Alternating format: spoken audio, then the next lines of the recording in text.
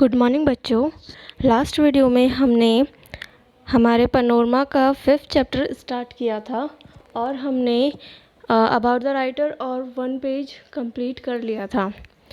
तो लास्ट में हमारा जो टॉपिक था वो एंड हुआ था कस्टम पे, जहाँ पे जैकल्स को जो इनके जो प्रथा रही है, परंपरा रही है खिलाने की, वो कैसे रही है उसके बारे में हमने पढ़ा था। पंचमाई पीर के यहाँ फुटप्रिंट पे जो नजब है, अपना जो मेन जो कैरेक्टर है यहाँ पे नजब, ये लड़का, तो पंचमाई पीर के फुटप्रिंट्स के वो होमेज देने के लिए वहाँ खावदा गया था, वहाँ रुका हुआ था, वहाँ तक हमने पढ़ा था। तो अब हमें यहाँ पेज नंबर 32 के सेकंड पैराग्राफ से स्टार्ट करना है। तो let we start. Najab board before the flame and set out. तो वहाँ पे जो फ्लेम जल रही थी उसके सामने नजब ने अपना सर झुकाया और वहाँ से चल दिया। He left behind the camel thorn shrubs and the area once famous for its savannas of stunted grass but now sere and brown as desert। और फिर वो आगे, बहुत ज़्यादा आगे चले गया। कहाँ पे? उसने कैमल थॉर्न shrubs जो होते हैं वो एरिया, और द एरिया जो कि स्टंटेड ग्रास के लिए फेमस था, सवाना जो था घास के लिए, ग्रासेस के लिए फेमस था, उस एरिया को भी पीछे छोड़ दिया। But now sere and brown as desert. और जो वो एरिया जो हरी ग्रासेस के लिए जाना जाता था वो अब कैसा हो गया है? But now sere and brown as desert. और सूखा और डेजर्ट की तरह, एक रेगिस्तान की जैसे ब्राउन हो चुका है वो area. He had left behind all human habitation, Quran being the last village।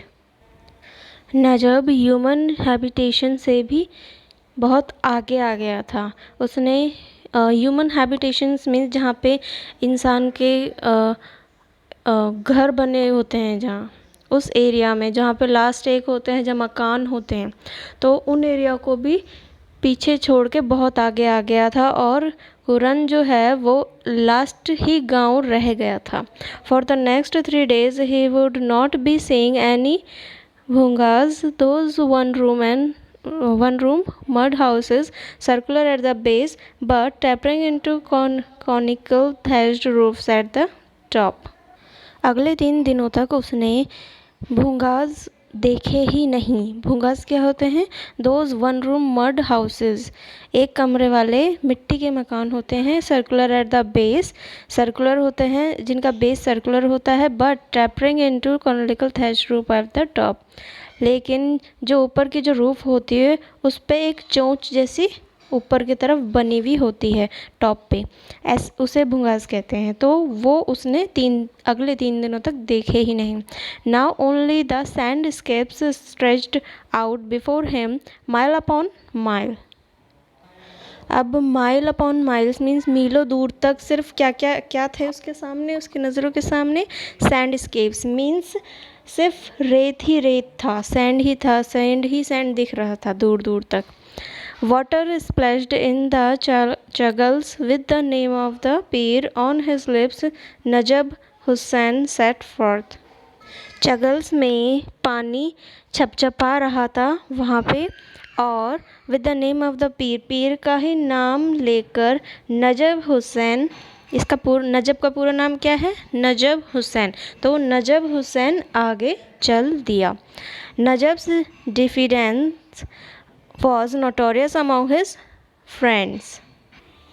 Diffidence मतलब होता है शर्मीलापन। तो नजब का जो डिफिडेंस था, जो शर्मीलापन था, वो उसके सभी दोस्तों के बीच में नोटोरियस था, मीन्स फेमस था।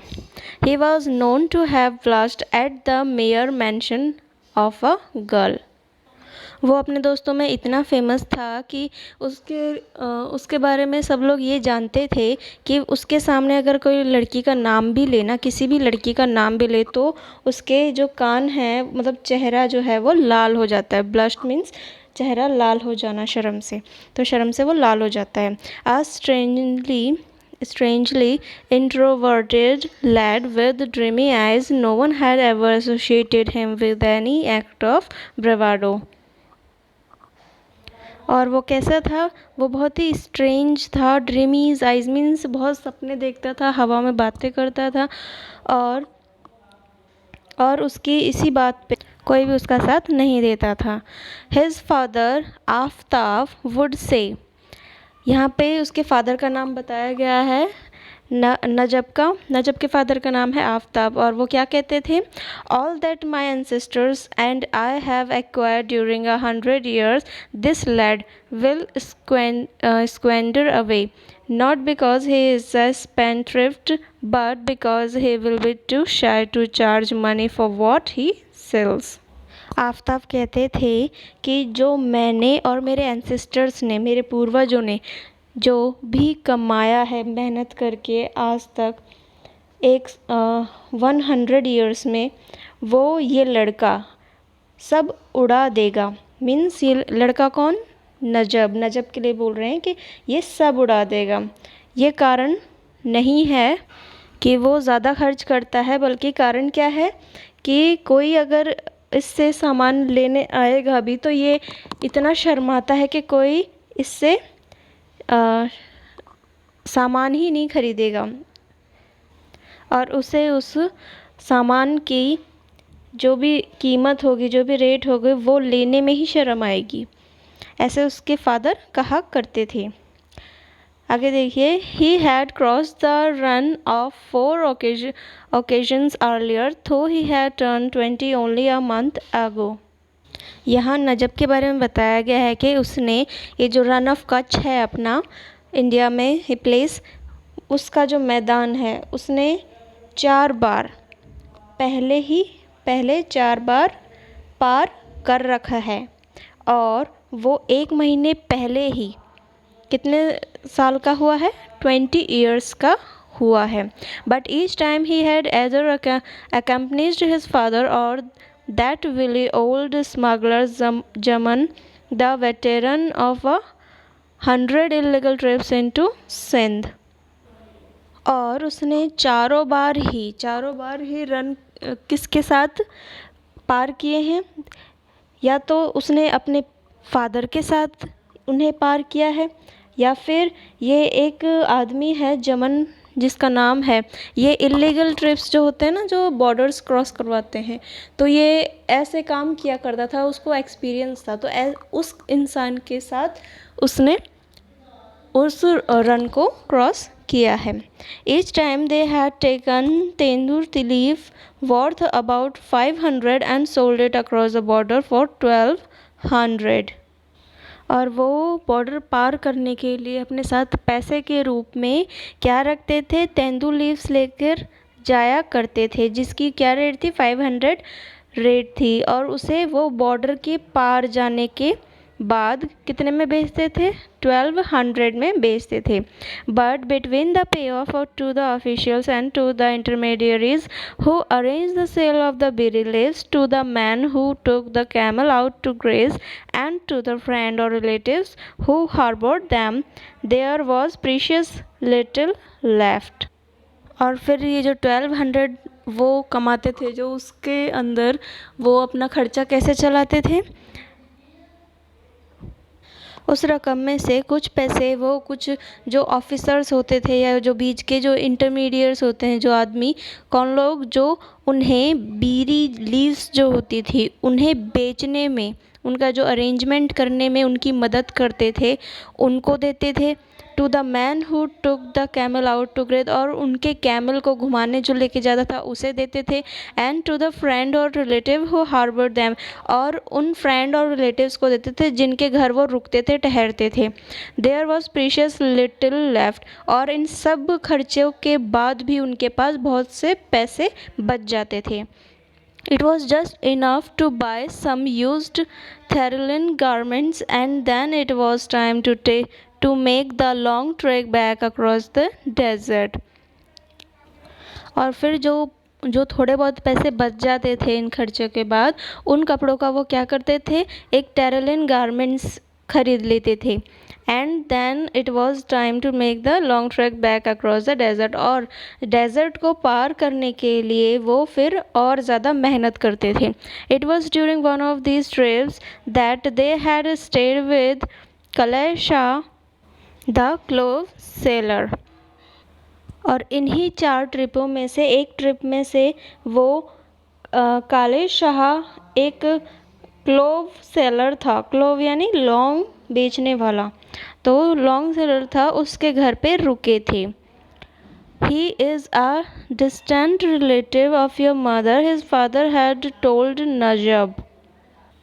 तो नजब के फादर ने उसे नजब को क्या बताया था कि वो जो हैं, ये जो काले शाह हैं क्लोव सेलर, वो कौन हैं? वो उसकी मदर के डिस्टेंट रिलेटिव हैं, मतलब दूर के रिश्तेदार हैं। काले Shah was tall and well flashed and his thick jowled face had a purple tinge about it, or as if somewhere along the way it had got stuck with a discolored patch। तो काले शाह कैसा था? यहाँ पे उसकी quality बताई है कि वो लंबा था, वेल फ्लैश्ड था, एंड हिज थिक जोड फेस मीन्स जो उसके गाल थे निकले हुए, जो गोल मोल गाल वाले जो होते हैं वो थे। हैड अ पर्पल टिंग, उसके गाल पे पर्पल सा कलर था। About it and if somewhere along with get stuck, और उसका ये जो पर्पल निशान था वो कैसा लगता था? जैसे कि रास्ते में कोई बेरंग सा टुकड़ा लग गया हो, एक कोई भद्दा सा टुकड़ा उसके गाल पर चिपक गया हो, ऐसा लगता था वो। आगे देखिए, he always wore a tahmand of black and white checks, वो तहमंद पहनता था हमेशा। तहमंद जैसे एक ब्लैक और वाइट चेक्स में जो अपने साउथ में पहने जाते हैं, तहमंद कहते हैं उसको। एक लॉन्ग कपड़ा होता है जिसे साड़ी की तरह आदमी लपेट लेते हैं, तो उसे तहमंद कहते हैं। तो वो हमेशा वही पहनता था, ब्लैक और वाइट चेक्स के। Within a day, Najab discovered that the fellow was an absolute Raj who drove such a cursed bargain that for the first time in his hearing, father started mouthing obscenities। और एक ही दिन में नजब को ये मालूम हो गया कि वो जो क्लोव सेलर है जिनके वहाँ वो रुके हैं, वो आदमी कैसा है? ये बहुत ही बेकार आदमी है, जिसने कैसा सौदा किया था? इतना भद्दा उसने सौदा किया कि जो नवाब के फादर था उसने उन्हें बहुत सारी गालियाँ सुनाई। ऑब्स्टेंसिटीज़, माउथिंग ऑब्स्टेंसिटीज़ होता है गालियाँ सुनाना, तो गालियाँ सुनाना शुरू कर दिया। But his daughter Fatima was a हूर with eyes so bright that they would have lit up the darkness of the underworld। लेकिन उसकी जो डॉटर थी फातिमा जो थी, उसकी आंखें, वो एक हूर थी, और उसकी आंखें कैसी थी? उसकी आंखें इतनी चमकीली थी कि ऐसा लगता था जैसे अंडरवर्ल्ड के जो डार्कनेस है उसको भी उसकी आंखें उजाला देती हो। She was taken by this quiet, pleasant young man so ready with his smiles। और फातिमा जो उसके सामने जो क्वाइट प्लीजेंट यंग मैन था, जो उसे देखकर स्माइल्स कर रहा था, शर्मा रहा था, उसे देखकर वो अट्रैक्ट हो गई। किसे देखकर? अपने नजब को देखकर। Okay, but she could hardly elect a word out of him, लेकिन वो उसके मुंह से एक भी शब्द नहीं निकलवा पाई। Fatima had been under pressure to get engaged to someone in the village known for his slurred speech and grotesque stammer। Fatima जो थी वो प्रेशर में थी। किसके प्रेशर में? कि उसकी जो शादी थी, उसकी जो एंगेजमेंट थी, वो एक ऐसे गांव के एक ऐसे इंसान से कर रहे थे जो जिसकी बहुत ही स्लर्ड स्पीच थी, बहुत ही बेकार स्पीच थी, और वो हकलाता था, बहुत ही हकलाकर बोलने के लिए वो जाना जाता था। ऐसे इंसान के से शादी करने के प्रेशर में थी। Just my luck to run into mutes she thought. और वो क्या सोचती थी कि ये मेरी किस्मत है कि मैं गूंगों में पड़ गई हूँ, या मेरी किस्मत में गूंगे ही लिखे हैं। But then as she caught him staring at her she laughed back. लेकिन फिर फातिमा ने नजब को उसे घूरते हुए पकड़ा, और उसने भी फिर रिटर्न में जैसे ही उसने देखा तो फिर रिटर्न में उसने स्माइल पास कर दी, उसके वापस से हंसी।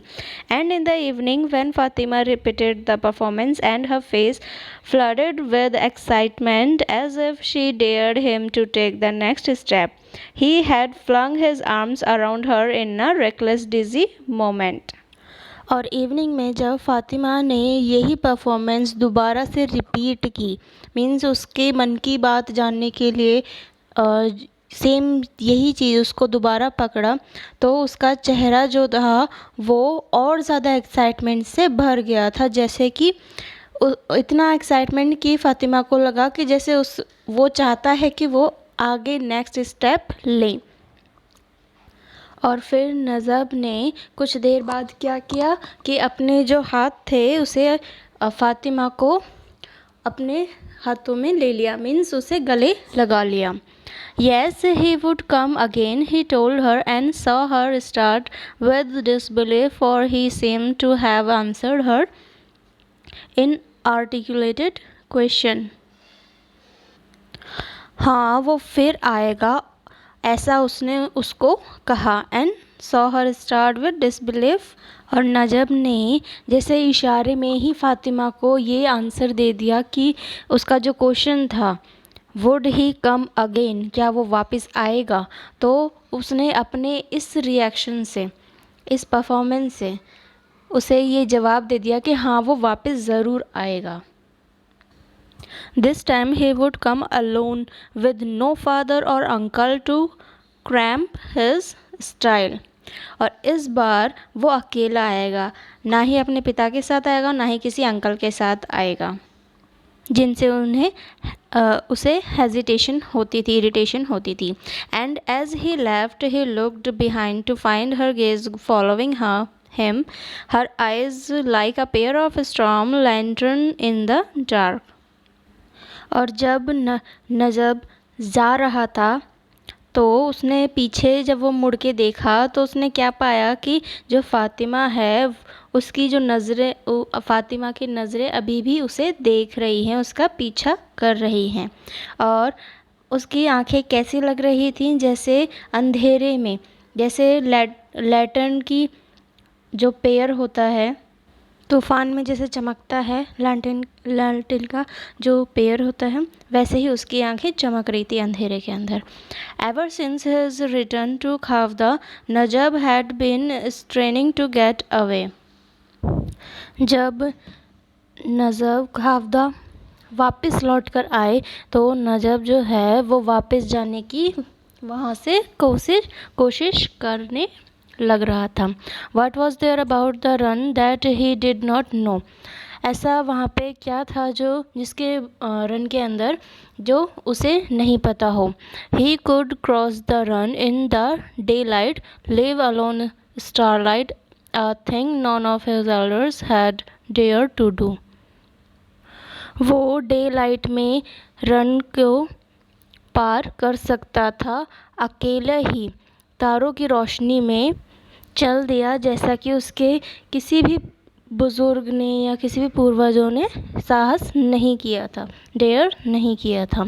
And one morning Aftab was woken up by a shout from जमन, और एक सुबह जमन के चिल्लाने की वजह से आफ्ताब सो रहा था जो उठ गया।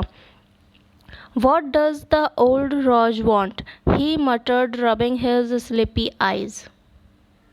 और अपनी आंखें मसलते हुए आफ्ताब ने क्या कहा कि ये पापी आदमी क्या चाहता है। जमन asked about नजाब्स whereabout। जमन ने नजब के बारे में पूछा कि वो कहाँ पर है। whereabouts मीन्स उसका पता ठिकाना पूछा। आगे देखिए, the boy has been sulking of late but he should be around. तो जमन ने जब आफताब से पूछा नज़ब के बारे में, तो फिर उन्होंने क्या कहा कि जो लड़का है वो अभी बहुत टाइम से गुस्सा है रहा है, तो लेकिन वो यहीं कहीं आसपास ही होगा।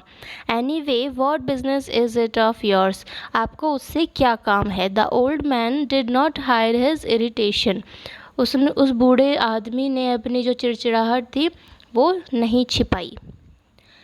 Who are you trying to fool Aftab मियाँ, asked the smuggler।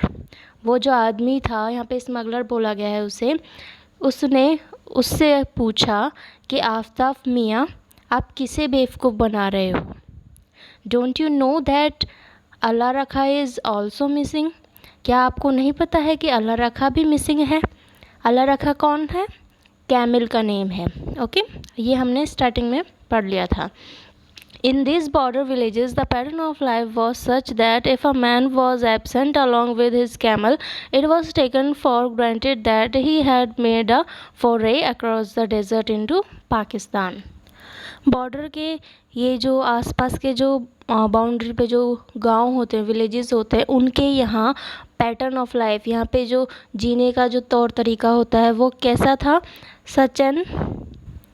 Such that, ऐसा था कि कोई भी इंसान अगर अपने ऊँट के साथ गायब हो जाता है तो ये मान लिया जाता है कि वो पाकिस्तान, अपनी जो सीमा है उसे पार कर कर पाकिस्तान में चला गया है। Aftab went into the mud enclosure where his camel was kept and found it empty. Aftab फिर अपने मड एनक्लोज़र में गया जहाँ पे वो कैमल को रखता था। मड एनक्लोज़र मीन्स अपनी मिट्टी का जो बाड़ा कह सकते हैं, वहाँ पर उसे वो ऊँट को रखता था। तो वो वहाँ गया तो वहाँ पे उसे कुछ भी नहीं मिला। Found it empty, his heart sank, और उसका दिल डूब गया। He ran in to the house to see if the bundles of tendu leaves he had brought had been taken by the boy. और वो भागता भागता अपने घर के अंदर गया ये देखने के लिए कि ये जो लड़का है नज़ब, वो अपनी जो ये तेंदू की जो लीव्स होती हैं उनके बंडल्स को तो लेके नहीं चले गया है कहीं। तो oh the fool, that son of a fool, exclaimed Aftab almost shaking with fury। फिर आफ्ताब ने गुस्से में क्या कहा कि अरे बेवकूफ़ की औलाद, मतलब क्या हुआ था। He had forgotten to take the leave with him, वो अपने साथ उन जो तेंदू लीव्स थी उनको ले जाना ही भूल गया था। Who are you trying to fool with all this drama? called out जमन, who was still standing at the door। जो गेट पर ही खड़ा था जमन, उसने वापस से उसको आफ्ताब को क्या बोला कि तुम ये ड्रामा कर रहे हो उससे किसको बेवकूफ़ बना रहे हो। This son of yours is not as innocent as the world believes। जितना तुम अपने बेटे को सीधा साधा समझते हो उतना वो है नहीं। He is a pig and the son of pig। वो एक पिग है और एक पिग का बेटा है। There was no limit to the chagrin। Jaman was the chief, the man who kept the rangers across happy। उसके गुस्से की कोई लिमिट नहीं थी। और जमन कौन था, जमन चीफ था, जो मेन मुखिया जिसे कहते हैं अपन, चीफ था। और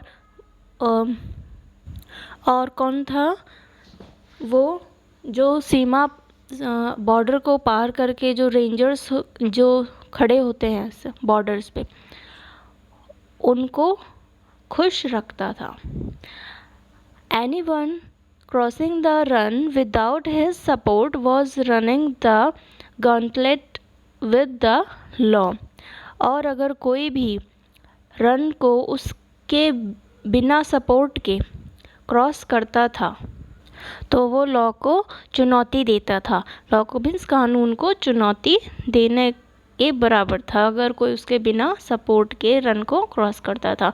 and here this fledgling had blundered in without as much as a word to him or a salam or a 100 rupee note।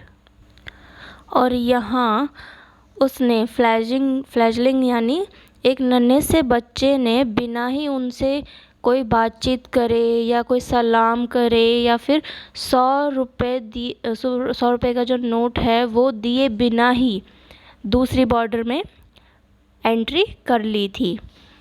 May Allah bring him safely out of this said the old rough fiercely. यहाँ पे old rough किसके लिए बोला गया है? यहाँ पे जमन के लिए बोला गया है old rough.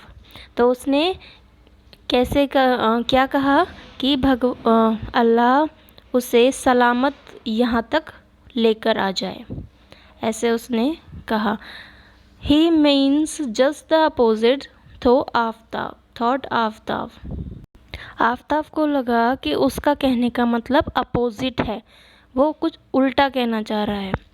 Nothing would please him more than to see Najab turn into carrion with vultures hovering around. तो आफ्ताब को क्या लग रहा था, वो किस बात से खुश होगा? उसके कहने का क्या मतलब था? उसके कहने का उसको ये लग रहा था कि जैसे नजब को यहाँ पे अपना कैरियन जो होता है, कैरियन का मतलब डेड बॉडी होती है, तो उसके कहने का उसको क्या मतलब लग रहा था, जैसे कि उसका जो मांस है, डेड बॉडी जो है, उसको वल्चर्स उसके चारों तरफ खा रहे हों, ऐसा उसको लग रहा था। वहाँ रेगिस्तान में जैसे गिद्ध जिसे कहते हैं अपन, गिद्ध उसको खा रहे हों, वो ऐसा चाह रहा हो। तो आज इस वीडियो में हम 33 पेज नंबर तक कंप्लीट कर लिया है हमने। मैं आपको इसके कुछ हार्ड वर्ड्स लिखवा देती हूँ और फिर बाद में हम नेक्स्ट वीडियो के अंदर 34 पेज नंबर से करेंगे। ओके, तो मैं आपको हार्ड वर्ड्स लिखवा रही हूँ, आप लिखिए। ये देखिए, अपने यहाँ तक के मैं आपको लिखवा रही हूँ। कल हमने 23 हार्ड वर्ड्स किए थे, उसके आगे 24 नंबरिंग से 35 तक के मैं आपको हार्ड वर्ड्स करवा रही हूँ। लिखते जाइए, मैं आपको स्पेलिंग बोलती जाती हूँ। 24th नंबर है अपना टैपरिंग, TAPERING। टैपरिंग मतलब होता है, इसके सिनोनिम्स हैं कॉनिकल, CONICAL, कॉनिकल, पॉइंटेड और शार्प, SHARP, शार्प। 25th है डिफिडेंस, DIFFIDENCE, डिफिडेंस। डिफिडेंस का सिनोनिम होता है हेजिटेंसी, HESITANCY, हेजिटेंसी, और लैक ऑफ कॉन्फिडेंस, कॉन्फिडेंस की जिसमें कमी हो, लैक ऑफ कॉन्फिडेंस। 26 देखिए, वेटरन, VETERAN। वेटरन का सिनोनिम होता है expert, EXPERT, expert. Well experienced person, well experienced person. 27 देखिए, टिंज, TINGE। इसका सिनोनिम होता है colour, dye, DYE, dye, tint, TINT, tint, और शेड, SHADE, शेड। 28 देखिए, स्लर्ड, SLURRED, स्लर्ड मतलब होता है इंसल्ट, और डिसग्रेस, DISGRACE, डिसग्रेस। 29 देखिए, ग्रोस्टिक, GROTESQUE, ग्रोस्टेस्क। तो इसका सिनोनिम होता है अगली और स्ट्रेंज, STRANGE, स्ट्रेंज। 30 देखिए, इनआर्टिकुलेटेड, INARTICULATED। इनआर्टिकुलेटेड का सिनोनिम होता है टंग टाइड, जीभ जिसे कहते हैं TONGUE, टंग टाइड, TIED, टाइड, और स्पीचलेस। 31 देखिए, शैग्रिन, CHAGRIN, शैग्रिन का मतलब होता है इरिटेशन। और एनोयंस, ANNOYANCE, एनोयंस। 32 देखिए, फ्लैजलिंग, FLEDGLING, फ्लैजलिंग का मतलब होता है चिक, CHICK, चिक, चूज़ा जिसे कहते हैं। और नेस्लिंग, NESTLING, नेस्लिंग। 33 देखिए, ब्लंडर्ड, BLUNDERED, ब्लंडर्ड यानी slip up, SLIP slip, UP up, slip up. और मिसकैलकुलेट, MISCALCULATE, मिसकैलकुलेट। 34 देखिए, कैरियन, CARRION, कैरियन का मीन होता है डेड बॉडी। और रोटन बॉडी, सड़ी हुई बॉडी जिसे कहते हैं, रोटन बॉडी। 35 देखिए, हॉवरिंग, HOVERING, हॉवरिंग का मतलब होता है gliding, GLIDING, gliding. Hanging, HANGING, hanging. और सेलिंग, SAILING, सेलिंग। तो ये अपने हार्ड वर्ड्स हैं और मैंने आपको कुछ सिनोनिम्स भी बताए हैं इनके। तो ये एक तरह से हम चैप्टर्स के साथ ही सीन पैसेजेस की भी तैयारी कर रहे हैं। हार्ड वर्ड्स मैं आपको इसलिए लिखवा रही हूँ ताकि सीन पैसेजेस जो आते हैं उसमें मैं आपको एक्स्ट्रा वोकेबलरी याद हो। ठीक है, अब नेक्स्ट वीडियो के अंदर हम आगे की जो स्टोरी है वो पढ़ेंगे और फिर मैं आपको कुछ हार्ड वर्ड्स करवाऊँगी और फिर बाद में हम चैप्टर कंप्लीट करेंगे। Okay, thank you.